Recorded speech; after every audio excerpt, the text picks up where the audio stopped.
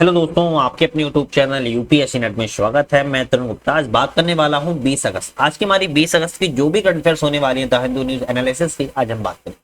पहली आज की जो हमारी खबर होने वाली है उसकी बात करें तो सिविलुच ज्वालामुखी।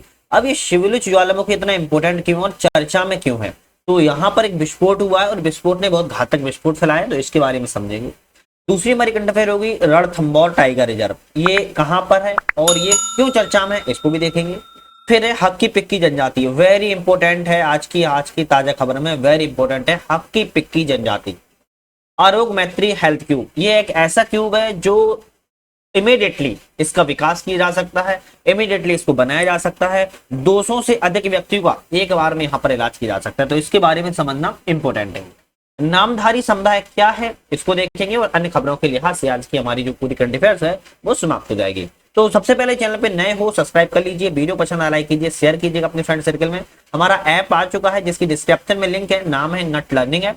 इसको आप लोग डाउनलोड करके 3 चीजें कर सकते हो। सबसे पहले तो किसी भी चीज की वीडियो देख सकते हो, बहुत सारे एग्जाम्स की चल रही है, खासकर यूपी करंट अफेयर्स की वहां पर सीरीज चल रही है। दूसरी चीज, किसी भी चीज की पीडीएफ डाउनलोड कर सकते हो, पीडीएफ ऐप से भी डाउनलोड कर सकते हो और टेलीग्राम चैनल से भी डाउनलोड कर सकते हो। और मोस्ट इंपोर्टेंट, किसी भी एग्जाम्स की आप तैयारी कर रहे हो तो सभी एग्जाम्स की आपको टेस्ट सीरीज वहां पर लगाने को मौका मिल जाता है नट लर्निंग ऐप पर। तो अभी जाइएगा, उसको भी डाउनलोड करके अपनी पढ़ाई को सही मूर्त रूप दे दीजिएगा। आज को जो हमारी पहली करंट अफेयर्स है सिविलुच ज्वालामुखी। अब ये सिविलुच ज्वालामुखी जो है इतना फट गया है, इतना अंगार इसने कर दिया है कि चर्चा में आ गया। तो हाल ही में रूस में, कहां पर, हाल ही में रूस में सिविलुच ज्वालामुखी, देश के जब पूर्वी तट है उस पर 7 पॉइंट तीव्रता का भूकंप आया था और उसके बाद यह सिविलुच ज्वालामुखी फट गया। मतलब कि रूस के पूर्वी हिस्से में, ईस्ट के हिस्से में 7.0 तीव्रता का भूकंप आया और भूकंप आने से सिविलुच ज्वालामुखी फट गया। अब सिविलुच ज्वालामुखी का स्थान कहां है? तो रूस के कामचटका में, पेट्रोपोलोस और कामसस्की में लगभग 280 मील की यह दूरी पर स्थित है। तो ध्यान रखो, अगर ऐसा एक तरीके से नहीं आता है क्वेश्चन में, इतना पूछेगा कि सिविलुच ज्वालामुखी कहां, किस देश में है, इससे रूस का इससे संबंध है, मतलब कि रूस में है। कामचटका में सबसे बड़े और सबसे ज्वालामुखियों में से सिविलुच ज्वालामुखी प्रमुख है और पिछले 10,000 वर्षों में कम से कम यह 60 बार फट चुका है। मतलब कि 10,000 वर्षों में 60 बार से ज्यादा ये फट चुका है। इसके 2 मुख्य भाग हैं, कौन कौन से हैं? एक तो पुराना सिविलुच है और एक युवा सिविलुच है। पुराना सिविलुच की बात करें तो 3,280-83 मीटर से ऊंचा है। युवा सिविलुच की बात करें तो यह छोटा है लेकिन 2800 मीटर की ऊंचे शिखर पर स्थित है और इसके किनारे से बाहर निकलता रहता है। ध्यान रखिएगा, युवा सिविलुच एक प्राचीन कॉल्डेरा के भीतर स्थित है। जो युवा सिविलुच है ना, आपको पता होगा जैसे कॉल्डेरा का निर्माण हो जाता है, और कॉल्डेरा का निर्माण जब हो जाता है, क्योंकि अब ज्वालामुखी एक समय के बाद प्रसुप्त ज्वालामुखी में बदल जाता है तो पानी वानी भर जाता है, तो कॉल्डेरा या झील का निर्माण, उसी में सिविलुच ज्वालामुखी स्थित है जो कि युवा वाला है। एक विशाल गड्ढा जैसा बेसिन बना हुआ है, मैंने आपको बताया इस तरीके से विशाल जैसा गड्ढा बना हुआ है। संभवतः यह तब बना होता है जब कम से कम 10,000 पूर्व इसका पुराना भाग एक भयावह विस्फोट से गुजरा हुआ होता है, क्योंकि जब विस्फोट बहुत ज्यादा भयानक होगा तभी इसमें एक गड्ढे की आकृति बन जाती है। अगस्त में ज्वालामुखी में 1999 से लगातार विस्फोट हो रहा है, लेकिन कभी कभी यह शक्तिशाली विस्फोटक घटनाएं भी घटित होती हैं और 2007 भी इसमें शामिल है। 2007 में सिविलुच ज्वालामुखी बहुत भयंकर विस्फोट हुआ था। कामचटका प्रायद्वीप के बारे में समझें, जहां पर यह स्थित है तो रूस के सुदूर पूर्वी भाग में स्थित है। पश्चिम में ओखोटस्क सागर और पूर्व में प्रशांत सागर। ध्यान रखना है, पश्चिम में बात किया तो ओखोटस्क सागर है और पूर्व में बात की जाए तो प्रशांत महासागर और बेरिंग सागर के बीच में स्थित है। मतलब कि चारों तरफ सागर ही सागर इसमें स्थित है। यह दुनिया के सबसे अधिक भूतापीय गतिविधियों वाले क्षेत्रों में से एक है और लगभग 30 सक्रिय ज्वालामुखी कामचटका प्रायद्वीप में पाए जाते हैं। तो इसको हल्के में नहीं लेना है कामचटका प्रायद्वीप को, क्योंकि यहाँ पर 30 से अधिक जो ज्वालामुखी हैं वो इस कामचटका प्रायद्वीप में पाए जाते हैं। ध्यान रखिएगा, ठीक है। उत्तर दक्षिण में लगभग 1200 किलोमीटर यह लंबा है और चौड़ाई की बात की जाए तो 480 किलोमीटर में यह चौड़ा है। तो एक चीज ध्यान रखना है, कामचटका प्रायद्वीप के बारे में जो मोटी मोटी बातें हैं और सिविलुच ज्वालामुखी के बारे में तो ध्यान रखना ही रखना है। आज की हमारी नेक्स्ट करंट अफेयर्स है रणथंभौर टाइगर रिजर्व और यहाँ पर 1-1 लाख रुपए का जुर्माना लगाया गया है। किस पर लगाया गया है भैया? क्या टाइगर पे लगाया गया या टाइगर देखने वालों पे लगाया है? बिल्कुल सही सुना, टाइगर देखने वालों पे लगाया गया। अब आप कहोगे टाइगर देखने वालों पे 1-1 लाख का जुर्माना, बिल्कुल लगाया गया। समझते हैं पूरी बात। वन विभाग ने हाल ही में रणथंभौर टाइगर रिजर्व जो कि राजस्थान में है एक एडवेंचर रैली के दौरान अवैध रूप से प्रवेश करने वाले 14 एसयूवी मालिकों पर 1-1 लाख रुपए का जुर्माना लगाया हुआ। क्या सुना आपने? 1-1 लाख का जुर्माना लगाया हुआ है वन विभाग ने। क्यों लगाया है? क्योंकि इन्होंने अवैध रूप से यहाँ पर घुसपैठ की थी, प्रवेश किया था, अवैध रूप से यहाँ पर प्रवेश किया था और उस प्रवेश के दौरान 14 एसयूवी मालिकों पर 1-1 लाख का जुर्माना लगाया, क्योंकि वो एडवेंचर रैली कर रहे थे। तो एडवेंचर हो गया उनका 1-1 लाख से, है ना, 14 लाख से एडवेंचर हुआ है। रणथंभौर टाइगर रिजर्व के बारे में अगर समझें तो यह पूर्वी राजस्थान के सवाई माधोपुर जिले से सिर्फ 14 किलोमीटर दूर अरावली और जो विंध्य पर्वतमाला है उसके संगम पर स्थित है। मतलब कि ये मान लो अरावली है और ये मान लो सिंध है और इसके संगम पर यहाँ पे आप देखोगे तो यहाँ पर रणथंभौर टाइगर रिजर्व है और यहीं पर सवाई माधोपुर जिला है, वहीं पर स्थित है। यह उत्तर भारत के सबसे बड़े बाघ अभ्यारण्यों में से एक है और यह 1411 वर्ग किलोमीटर क्षेत्र में फैला हुआ है। यह कभी जयपुर के महाराजाओं के शाही शिकारगाह हुआ करता था। कौन सा? रणथंभौर। विंध्य की कोमल और खड़ी ढलानों से लेकर अरावली की तीखी और शंकादार पहाड़ी के दृश्य यहाँ पर आपको देखने को मिल सकते हैं। दक्षिण में चंबल और उत्तर में बनास नदी बाघ अभ्यारण्य को घेरी हुई। मतलब कि मान लो बाघ अभ्यारण्य की स्थिति ये है और बाघ अभ्यारण्य की स्थिति ये है, तो उत्तर में देखोगे तो बनास नदी है। कौन सी है? बनास नदी है। और अगर वहीं दक्षिण में देखोगे तो चंबल नदी है। तो दोनों ही नदियां इसको इस तरीके से घेरे हुए हैं।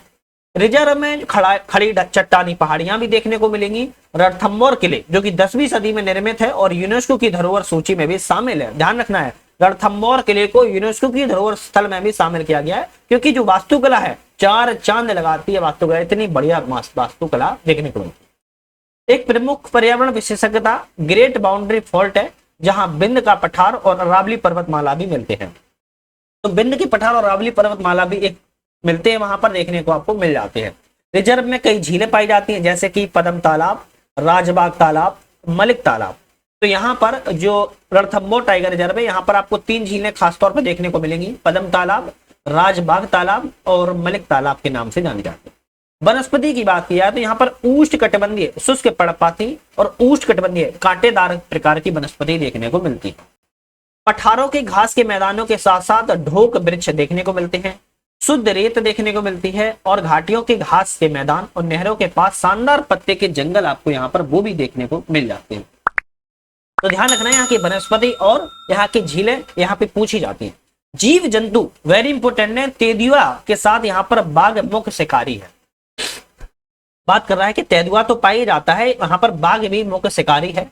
जंगली सुअर, स्लोथ, भालू, धारीदार लकड़बग्गा, रीसस मकाक, दक्षिणी मैदान गिरे लंगूर, 250 पक्षी प्रजातियों की कई प्रकार के घर यहाँ पर देखने को मिलते हैं। मतलब कि होम टाउन जो है वो कई सारी प्रजातियों के घर हैं यहाँ पर। ठीक है, नेक्स्ट आता है हक्की पिक्की जनजाति। हक्की पिक्की जनजाति की फोटो आप समझ पा रहे हो कि ऐसे लग रहा है जैसे घरेलू काम हो रहा है। समझते हैं इसके बारे में। तो हक्की पिक्की एक आदिवासी समुदाय के सदस्य हेयर ऑयल उद्योग में सफल उद्यमी बनकर उभरे हैं। इसमें हेयर ऑयल में, ध्यान रखिएगा, बिल्कुल सही सुना आपने, हेयर ऑयल में हक्की पिक्की समुदाय के एक सदस्य हैं, वो सफल उद्यमी बनकर उभरे हैं। हक्की पिक्की जनजाति के बारे में, हक्की पिक्की कन्नड़ में हक्की का अर्थ होता है पक्षी और पिक्की का अर्थ होता है पकड़ने वाला, मतलब कि पक्षी को पकड़ने वाला। एक अर्ध खाना बदोश जनजाति है। कैसी? अर्ध खाना बदोश जनजाति है जो पारंपरिक रूप से पक्षी पकड़ने वाले और शिकारी के रूप में जानी जाती है। यह कर्नाटक के प्रमुख आदिवासी समुदायों में से एक है और भारत के पश्चिमी और दक्षिणी राज्यों में रहते हैं। मतलब कि भारत का जो पश्चिमी और दक्षिणी राज्य वहां पर रहते हैं और ज्यादातर ये वन क्षेत्रों के पास में पाए जाते हैं। बिल्कुल आपने बिल्कुल सही कहा है। जो आदिवासी आप लोग तेल सुनते चले आ रहे हो, बहुत सारी ऐड है और इस पर सही पूछा जाए तो आदिवासी ऑयल पर असली लोगों को कम मिल रहा है, नकली ज्यादा मिल रहा है। क्योंकि भारत में एक समस्या है, असली कम प्रोवाइड हो पाता है और नकली वाले ज्यादा आ जाते हैं और बनाए लगते हैं। तो समझ में नहीं आता है कि आदिवासी असली वाला कौन सा है और नकली वाला कौन सा है। हालांकि अगर आप पता करोगे तो वो भी मिल जाता है, इतनी बड़ी बात नहीं है। तो हक्की पिक्की जनजाति ऑयल, हेयर ऑयल के लिए ये जानी जा रही है। यह समुदाय उत्तरी भारत मुख्य रूप से गुजरात और राजस्थान से आया हुआ है और अब मुख्य रूप से कर्नाटक के शिवमोगा और दावणगेरे और मेरू जिलों में यह केंद्रित है। तो ध्यान रखना है, ये नॉर्थ इंडिया से आया हुआ है। कहां से?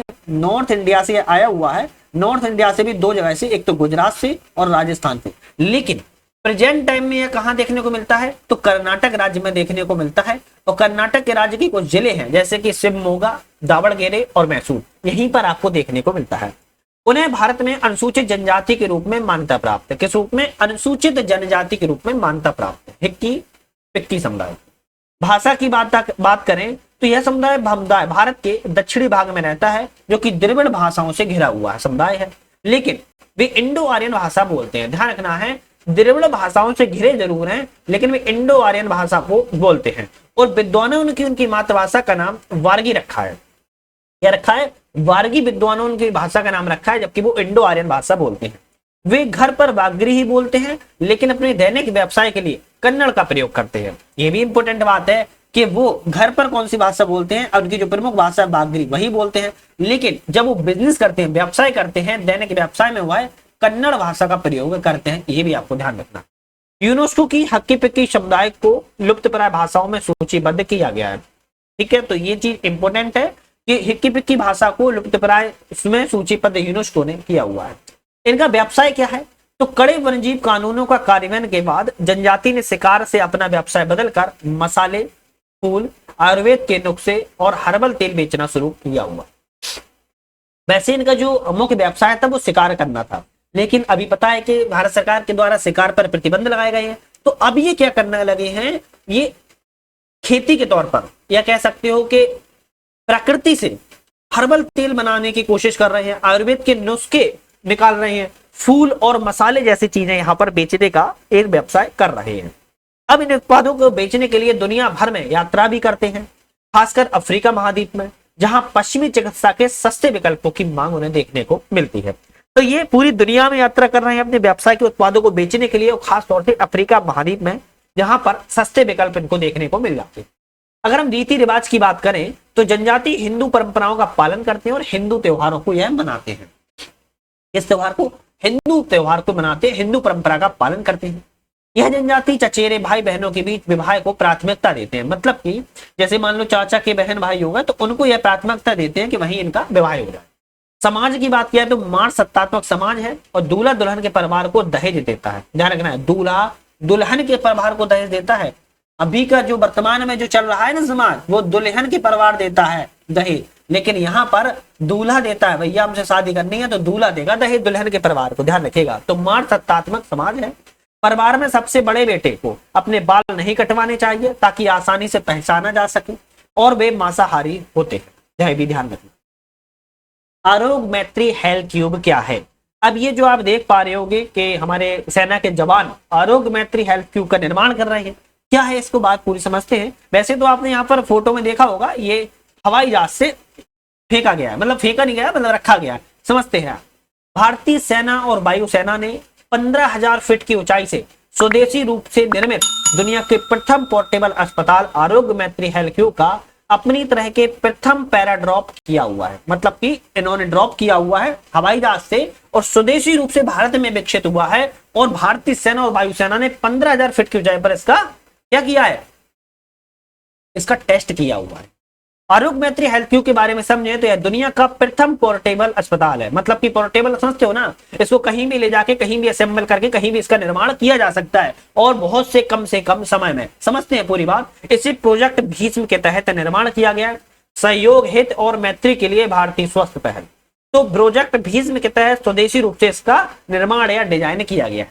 इसमें एक mini ICU, operation theatre, cooking station, भोजन, पानी, एक पावर जनरेटर, रक्त परीक्षण उपकरण, पावर जनरेटर, एक एक्सरे मशीन, बहुत कुछ चिकित्सा के उपकरण और आपूर्ति इसमें शामिल है। मतलब कि समझ रहे हो, देखने में छोटा लग रहा है, लेकिन यहाँ पर जो चीजें आप बॉक्स देख पा रहे हो, इन सभी बॉक्सों में ये सभी चीजें आपको यहाँ पर उपलब्ध मिल जाएंगी, जो अस्पताल में उपलब्ध नहीं रहती हैं। बिल्कुल सही, अस्पताल में अभी जाओगे ना तो वहां उपलब्ध नहीं मिलेगी, लेकिन यहाँ पर आपको सभी मिल जाएंगी। इसका डिजाइन की बात किया तो आरोग्य मैत्री क्यूब के केज में 3 फ्रेम शामिल होते हैं, जिनमें से प्रत्येक में 12 मिनी क्यूब शामिल हैं। 3 फेज है, जिसमें से प्रत्येक में 12 मिनी क्यूब हैं, जैसे कि फोटो में आपको मैंने दिखाया है। देखो 1 2 3 4 5 6 7 8 9 10 11 12, तो 3 फेज हैं, 1 लेयर, 2 लेयर और 3 लेयर। 3 लेयर में तो 12 क्यूब इसमें शामिल है। पिंजरे में 36 मिनी क्यूब फिट हो सकते हैं। एक लगभग सब कुछ शामिल है, जिसमें 38 घंटे की अवधि हेतु 100 लोगों को जीवित रखने के लिए आवश्यक सामग्री को रखा गया है। ध्यान रखना है, 36 मिनी क्यूब किट शामिल हैं 48 हावर्स के लिए, 100 लोगों को, 100 पीपुल्स को, 100 लोगों को ध्यान रखना है, जीवित रखने के लिए सभी उपकरण इसमें शामिल हैं।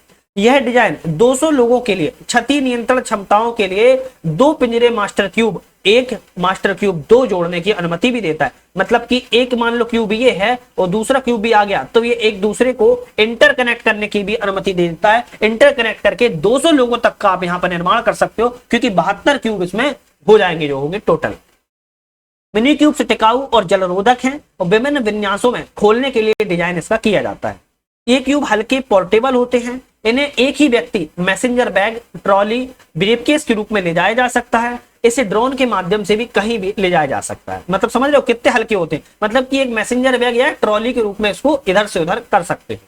क्यूब कई गंभीर चोटों को संभाल सकता है, जैसे कि 40 गोली की चोटें, 25 बड़ी रक्तस्राव, 25 बड़ी जलन, 10 सिर की चोटें, लंबे अंग फ्रैक्चर, रीढ़ की हड्डी की चोटें, छाती की चोटें, रीढ़ की हड्डी का फ्रैक्चर इत्यादि चीजें यहाँ पर ये गंभीर चोटों की मामले की निगरानी कर सकता है और आपको इलाज करा सकता है। मतलब कि समझ लो 40 गोली की चोट है, एक गोली की चोट तो अस्पताल में नहीं हो पाती है, 40 गोली की चोटों को ये संभाल सकता है। 25 बड़ी बड़ी अगर रक्त बह रहा है जगहों से उसको भी देख सकता है। 25 बड़ी जलने हो रही है, मान लो बॉडी जल जाती है, उसको भी देख सकता है। 10 सिर में चोटें लग जाती हैं भयानक, वो भी आपको ये कंट्रोल कर लेगा। अगर लंबे फ्रैक्चर हो गए तो वो भी कंट्रोल कर लेगा। रीढ़ की हड्डी में चोटें आ गई हैं वो भी इमरजेंसी में देख लेगा। छाती, चेस्ट में अगर आपको चोटें आ गई वो भी देख लेगा। हड्डी का फ्रैक्चर हो गया है वो भी है संभाल लेगा। तो समझ रहे हो ये बहुत इंपॉर्टेंट क्यूब है और इसका निर्माण किया गया है बहुत अच्छे तरीके से। संरचना में एक टैबलेट के आधार पर एप्लीकेशन से भी एक काम करता है, जो सभी 72 क्यूब में संचालित किया कर सकते हैं। मतलब कि एक टैबलेट के माध्यम से इसको मॉनिटर भी कर सकते हैं, क्योंकि इस प्रणाली में एआई, आर्टिफिशियल इंटेलिजेंस और डेटा एनालिटिक्स को भी इंटीग्रेटेड किया गया है। तो ये भी बहुत इंपॉर्टेंट है। आज की हमारी बात करते हैं नामधारी संप्रदाय। अब नामधारी संप्रदाय के बारे में समझे तो हरियाणा के सिरसा जिले में, कहां पर, हरियाणा राज्य के सिरसा जिले के रानिया में नामधारी धार्मिक संप्रदाय के 2 प्रतिद्वंदी समूहों के सैकड़ों अनुयायियों के बीच हिंसक झड़प सामने हो गई है। मतलब कि 2 खुद के ही संप्रदाय थे और दोनों के बीच में हिंसक झड़प सामने को आ गई। अब नामधारी संप्रदाय की स्थापना की बात किया तो 1857 में बैसाखी के दिन सत गुरु राम सिंह ने इसकी निर्माण किया था, स्थापना की थी। तो ये क्वेश्चन आ सकता है कि नामधारी संप्रदाय की स्थापना किसने की थी, तो सत गुरु राम सिंह ने की थी 1857 में बैसाखी के दिन। सामाजिक सुधार की वकालत उन्होंने की थी और विभिन्न तरीकों से राज्य का विरोध इन्होंने किया हुआ था। नामधारी लोगों को कूका के नाम से भी जाना जाता है। ध्यान रखना है, जो नामधारी लोग होते हैं उनको कूका के नाम से भी जाना जाता है, क्योंकि वे गुरबानी, क्या है, गुरबानी, गुरु के वचन शिक्षाएं सुनाने के लिए अपनी खास शैली के कारण जाने जाते हैं। इस शैली को पंजाब में कूक नामक ऊंची आवाज में होती है। इस प्रकार नामधारी को कूका भी कहा जाता है। सत गुरु राम सिंह ने अपने अनुयायियों से ब्रिटिश सरकार की छाप वाली हर चीज का बहिष्कार करने को कहा था। जो सत गुरु राम सिंह ने स्थापना की थी, इन्होंने कहा था ब्रिटिश सरकार की जो भी छाप वाली चीजें हैं सब चीजों का बहिष्कार करो। उस समय 1857 में कहा था। समय के साथ बाबा राम सिंह कूको के धर्मनिरपेक्ष प्रमुख बन गए थे और इन्होंने ही नामधारी संप्रदाय की स्थापना की। उन्होंने पंजाब के विभिन्न जिलों में कूको को संगठित किया और राज्यपाल और उप राज्यपालों की नियुक्ति की। उन्होंने युवाओं को भी सैन्य प्रशिक्षण देकर प्रेरित किया हुआ था। अंग्रेजों ने नामधारी लोगों को भयंकर दंड दिया था। ध्यान रखना है, जो अंग्रेज थे उन्होंने नामधारी लोगों को भयंकर दंड दिया था। राम सिंह को तो रंगून निर्वासित कर दिया था और जो कभी वापस ही नहीं लौटे वहां से। नामधारी सिख गुरु ग्रंथ साहिब को सर्वोच्च गुरबानी मानते हैं, लेकिन वे जीवित मानव गुरु में भी ज्यादा विश्वास करते थे। वो कहते थे ठीक है गुरु ग्रंथ साहिब तो सर्वोच्च है ही, लेकिन जीवित मानव जो गुरु है वो सबसे ज्यादा विश्वास उसमें करते थे। नामधारी गाय को सबसे पवित्र मानते थे, शराब नहीं पीते थे, चाय और कॉफी से परहेज करते थे। पी लेते थे कभी कभी लेकिन परहेज करते थे। संप्रदाय का जो मुख्यालय है वो लुधियाना के भैणी साहिब में रैया गांव के पास स्थित था, जहां राम सिंह का जन्म हुआ था। संप्रदाय के पंजाब और हरियाणा के में डेरे हैं और कुछ अन्य देशों में इसकी मौजूदगी भी है। तो ऐसा नहीं है, भारत में अगर बात की जाए इसमें प्रमुख तौर पर कहां देखने को मिलता है, तो पंजाब में देखने को मिलता है और आपका हरियाणा में देखने को मिलता है। लेकिन कुछ और ऐसे विदेशी देश हैं जहां पर भी आपको देखने को मिल रहा है। तो उम्मीद है सारा सेशन आपको पसंद आया होगा। मैंने आपको टोटल सभी करंट अफेयर्स की चीजें बताई हैं जो मोस्ट इंपोर्टेंट थी। तो इसी तरह की वीडियो देखने के लिए लाइक शेयर सब्सक्राइब जरूर कर लीजिएगा। आने वाली वीडियोस का नोटिफिकेशन मिलता है, बेल आइकन में प्रेस करना मत भूलिएगा। आज के लिए धन्यवाद। वीडियो पे बने रहने के लिए आपका धन्यवाद।